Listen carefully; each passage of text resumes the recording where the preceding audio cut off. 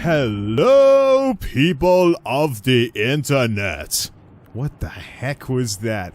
This is Jay, also known as MultimediaJay, clearly having some fun here.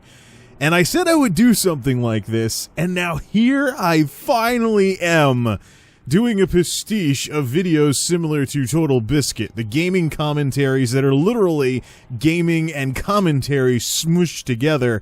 There's certainly plenty of this stuff going around on YouTube these days, and some of it I think might be tied to that phenomenon I've been harping on about, known as gaming video hate, which might tank some of the views on these things. But you know what, at this point, I've said for a long time that that this is an issue, and there's also an old saying that I've known for a long time. It's called quit dwelling on the problem and look for the answer.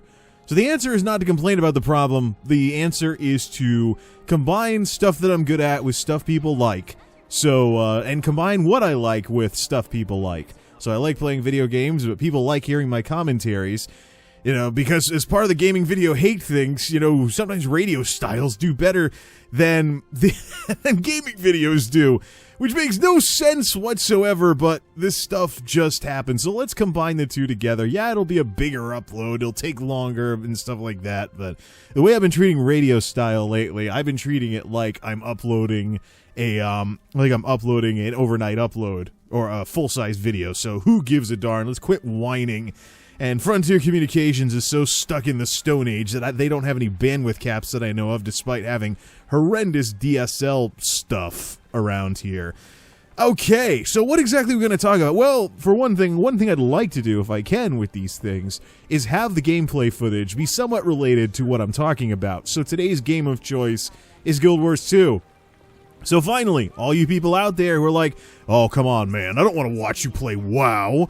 Here's a break from the WoW gaming stuff that I've been recording lately, just showing my characters going around doing things for those of you that just want to watch something while you listen to me talk about stuff. But we're going to talk about Guild Wars 2 as the kickoff, because Guild Wars 2 is slated to be the leading game in my upcoming MMO reshuffle. The 2015 MMO reshuffle is a term that I'm using to regard, what the, oh man, come on, get yourself together, Jay. The MMO reshuffle, sorry, I just got a Windows error that a USB device has malfunctioned, and my MP3 player that I thought was charging has completely died, so there must not have been enough amperage on the darn USB circuit. Whatever, I'll plug it into something better later. Okie dokie, so let's get back to the darn discussion here before I become Captain Scatterbrained as I record this. So, Guild Wars 2 is positioned to be the main MMO of my upcoming MMO reshuffle, because ArenaNet is finally dealing with some of the bigger complaints with this game, and the biggest one that gets people bored with the game shortly after dinging max level. Oh, there's no rating, there's no endgame, which I very, very, very sharply disagree with. I hope this doesn't balloon this discussion too much, but they are adding raids, finally, with Heart of Thorns launching on October 23rd. But before any of that, though, for those of you who may have been curious about Guild Wars 2, but were worried about things like return on investment, not wanting to go out and pick up the game and maybe be disappointed with it, the core game right now, aka the whole game right now for the next month or so, is free. They're technically somewhat going free to play. I mean, they already had a cash store and cosmetic-only type microtransactions and things like that, although some of the items are kind of neat for non-power-increasing items, like, for example, using like musical instruments or the outfits or things along those lines. So they're not really going free to play, though, because what they're doing is they're being smart. The old content is free. You can download the game, check it out. It can kind of count as a demo and things like that. And then either you can upgrade to a full account in the cash store, which I don't recommend you do if you make a free account. But if you make a free account, wait until Heart of Thorns. Apparently, you're going to be able to go pick up Heart of Thorns when it comes out, purchase the expansion, and then when you upgrade to the expansion, your core part of the account becomes like a paid account. That is some serious class. When you compare this to what we've been seeing from Blizzard with the ways they've tried to monetize, and throttle the gameplay, time throttle the gameplay. You know, I'm actually having a hard time getting through the Tanan Jungle rep grinds right now to unlock flying, finally. But right now with Warlords of Draenor over on the Blizzard side, players are calling Blizzard out because they have never, ever been so explicitly trying to just milk World of Warcraft than they have with Warlords of Draenor. But this video is not about WoD, so we're not going to be talking about it too much. But Guild Wars 2, core game is free. If you've been curious but didn't want to fork over the cash, check it out. Start leveling your characters now. I think there's a Mega Shard server. I think the only time the supposed server that you pick really matters is world versus world. But other than that, with the PvE, you know, 100% completing the world map and doing all the quests and the storylines, personal story and all the other stuff as well, which I gotta finish that before the expansion launches. Oh, man, I'm getting, like, work with these MMOs. But, okay, so you have all this other... So, you know, with all that stuff, you probably can easily spend some time 100% completing the core game before the expansion launches. Then pick it up, you become a retail account, you join the revolution, so to speak, and we get to check out what raids are going to be like. Now, here's the thing about raids. I have never agreed with the idea that Guild Wars 2 has no endgame because there's no raids. Because raids in MMOs are traditionally part of some of the problems with MMOs that these Guild Wars games usually address. The original Guild Wars was a response to the early MMOs like EverQuest and Final Fantasy XI and stuff like that. The game that we have now, Guild Wars 2, is largely, so blatantly, a response to World of Warcraft. And what's one of the problems with WoW and second-gen MMOs right now? Getting to the good stuff. I may be spoiling a outdated MMO mechanics discussion, but one of the biggest problems I've had for years in these games is getting to the good stuff. So, up until Warlords of Draenor, you'd buy the WoW battle chest or whatever, and whatever the current expansion was, and you would start at level 1 or 55 if you had a Death Knight. But you had to level to catch up to your friends, and then you had to gear to be able to jump into raids, and then basically it was always about getting to the good stuff. And what's going on with raiding in games like WoW is that people are playing content they don't really want to play because it's part of gear progression.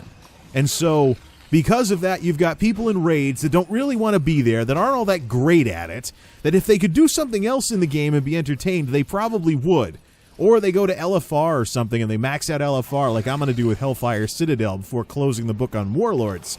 That's one of my goals, really. Unlock flying, beat Hellfire Citadel on LFR, close the book. I mean, cancel the sub, because by then I'm sure Heart of Thorns will be out and I won't even be thinking about WoW for quite some time. So, but that's the thing. Raiding, and that's one of the things that I usually would consider ArenaNet's response to WoW by not having raids up to this point.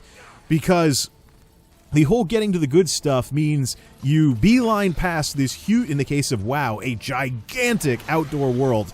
You know how many times I've flown back to zones like Grizzly Hills and Burning Crusade Nagrand, or even, what's another one, or Feralis, even, in the classic old world of Azeroth in World of Warcraft. You know how many times I've flown back to the old zones and I've been like, I wish I could just hang out in here. These are nice-looking zones, they have nice music. If I were able to down rank my level and just run around in here and help people out and help players out, I would do that. Or better yet, beach party in Tanaris, or something along those lines. You know, but you know what? Guild Wars 2 has that. And oh, do they have that. I mean, sometimes, you know, oh yeah, Queensdale, I remember when I first started the game, let's go out there and be a goody two-shoe and help the new players along that are leveling, or people leveling alts, and you can do that. You get down level to where you're only a little bit above the maximum power of the mobs in the area, and it's a challenge no matter what. The zone doesn't get boring because you're not one-shotting everything. It does kind of take away some of the progression with leveling, but I mean, is it progression that you're really going to miss? I mean, once you get used to it, I mean, even when you come back with elite skills at level 30+, it's easier than when you go through for the first time. Same thing with when you're rocking your level 80 exotic or higher gear versus blues and... Actually, yeah, blues and greens, actually, it's been a while since I played Guild Wars 2 on a regular basis. I think the blues are the equivalent of greens in WoW. But anyways, Yeah, so there is character progression. It's just not as insane as in a game like WoW. And it doesn't render large portions of the world boring if you want to go back after you've finished the main stories in the zone and just 100% complete everything. And that's one of the things I've liked about Guild Wars 2 over the years.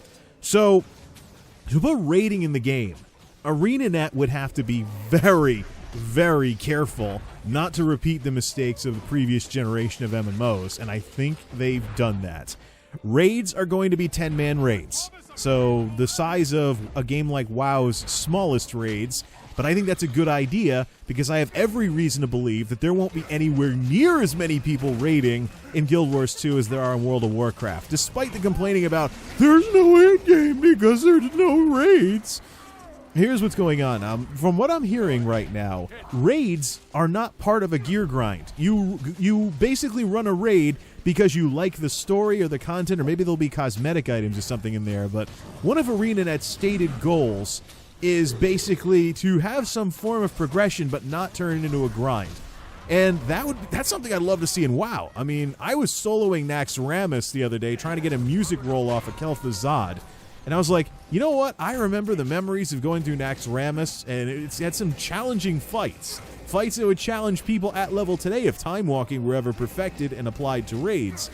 I'm like, Naxxramas, all the story, the height of this game, Wrath of the Lich King. Why can't we just come back here? Or better yet, Karazhan, the best guild I was ever in, didn't have enough people to go up to 25-man raids in Burning Crusade. So, unfortunately, we knew Kara like the back of our hand and beat out Zulamon and called it a day and loved when 10-man raids came into Wrath. We were a small, close-knit group of people that just loved tackling content, and we did so. Group of friends, great group of people, shout-outs to all of them if they even still remember who I am at this point. They're long gone, obviously, as are other social connections I once had in World of Warcraft, but hey, it's all part of WoW's decline over the years. But if they ever showed up to Guild Wars 2, I'd join their guilds in a heartbeat. And it'd be possible, too, because even though I have a guild just for my characters, you can join multiple guilds in the game. Another thing they address. So you can have a guild for this, a guild for that, again, So, and you just pick which one you want to represent in terms of which emblem appears on anything you have that has a guild emblem on it. Things along those lines. I haven't really done much with guilds in Guild Wars 2, despite the name, but... So yeah, 10-man raids, they're going to be small, and they're going to have the somewhat lack of an MMO trinity, but there's an article on PC Gamer, link will be in the description, that makes things seem kind of interesting, because I know that dungeons in Guild Wars 2 are chaotic as heck because of the lack of an MMO trinity. It'll be very interesting to see if they can overcome that for raids and maybe tune the dungeons up a bit. It really depends on the group. You get a bunch of WoW players in there that are used to tank, heal, DPS, you can have trouble in some of the dungeons. You get people that can actually use their head, and you'll see some really cool things that you would never see in a WoW fight. Bizarre tricks, tactics, people not metagaming, but using the environment or something, like kiting a boss around by playing Pillar Peekaboo while using ranged attacks, because everybody has ranged attacks, it's just they're stronger on the ranged classes. But, yeah, it's the stuff that gets you thinking. I was so stuck in the old way of doing things with games like WoW. Why didn't I think of this? I mean, it's almost like you're waking up after being drugged or something. You're like, oh man, how'd my mind get so hazy? Or maybe I'm just describing a really bad hangover. But yes, Guild Wars 2 was a breath of fresh air when it first came out. There were some issues, of course, at launch, and there were some issues at endgame. But hopefully the raids in this game will finally silence and the best part is the alternate way of implementing raid content is no doubt going to mean that ArenaNet will continue having Guild Wars 2 be this generation's anti-MMO, so to speak, by not following the traditional setup for raids. There was something on Twitch a while back where they had some conference, I believe, where they first announced this, but there's been new information that has come out since then. Maybe I should just put both links in the description and call it a day. Now, that last bit about people not raiding as much. The problem I mentioned earlier about World of Warcraft and people going through the gear grind meant that there were people going through content they didn't really want to be at and maybe weren't too good at. So I expect the raiding community in Guild Wars 2 to be significantly more dedicated and significantly smaller. Just like those people that are absolute diehards at World versus World, Unfortunately, this might mean I run into some serious elitism with some of the dungeons. However, I have seen ArenaNet tune the difficulty of fights after something launches. Like Flame and Frost, there was this insanely hard fight that I only beat once. It got nerfed shortly afterwards, and there was another fight that was easy to really cheese your way through it, and it got buffed big time. We were all dying all over the place. I was like, oh man, this group is terrible. And I was like, wait a minute, this boss is hitting harder now. They are changing stuff after everything launches through hot fixes and stuff like that, or some of the downloads that happen when you open the game. So yeah, this should be interesting when Heart of Thorns launches. I am extremely curious about not only what raids are going to look like in Guild Wars 2, but also what this is going to do in terms of silencing the criticism and getting more people to play this game. Because when I build Monolith next year, one of the games that I will be building it for is better Guild Wars 2 performance. Although ArenaNet could help that along by optimizing their code a little more, but that's a completely different discussion altogether. Let me know what you think in the comments, but try to be at least somewhat civil about it. I've been putting up with a lot of crap lately, and I really don't need to see more of it here. I mean, work. That's what work is for. I mean, all the stressy stuff and things like that. And if you want me to do more of these, let me know. And as it is right now, I think these will be maybe an occasional thing when I'm really passionate about something and actually want to make one of these, as opposed to the radio-style commentaries, which tend to be quicker and more raw, reactionary, things like that. For now, I'll put these in the Parodies and Pastiches series, because they're basically Total Biscuit pastiches. But, yeah, not very good ones, because I'm not totally being like, ladies and gentlemen, blah, blah, blah, blah, blah, or something like that. I'm not going all cynical Brit here, but I've certainly seen enough of these things to not give it a whirl at least once. So, till next time, this is MultimediaJay, signing off. Thanks for stopping by. Now, do I say thanks for watching, or thanks for listening with one of these things?